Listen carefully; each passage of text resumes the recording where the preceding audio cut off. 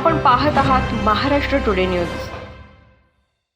महानगरपालिकेतील निवृत्त कर्मचाऱ्यांच्या वेतनासाठी नगरपालिका कर्मचाऱ्यांप्रमाणे 100% अनुदान द्यावे, वाढीव जीएसटी मिळण्यासाठी सादर केलेला प्रस्ताव मंजूर करण्यात यावा, सेवानिवृत्त कर्मचाऱ्यांचे 4 ते 5 महिन्याचे वेतन अदा करण्यात यावे, 7व्या वेतन आयोगाच्या फरकाची रक्कम देण्यात यावी, 7व्या वेतन आयोगानुसार पदोन्नती देण्यात यावी, 1993 ते 2000 पर्यंत काम केलेल्या कर्मचाऱ्यांचा जुनी पेन्शन योजना लागू करावी, प्रभारी पदावर कार्यरत असणाऱ्या कर्मचाऱ्यांना सदरील पदावर कायम करून घेण्यात यावे यासह अन्य मागण्यांसाठी परभणी शहर महानगरपालिकेच्या कर्मचाऱ्यांनी बेमुदत संप पुकारला आहे। त्यामुळे परभणी शहर महानगरपालिकेचे कामकाज पूर्णपणे बंद पडले आहे। परिणामी कामानिमित्त येणाऱ्या नागरिकांना प्रचंड गैरसोयीचा सामना करावा लागत आहे। महाराष्ट्र टुडे मराठीसाठी ब्युरो रिपोर्ट, परभणी।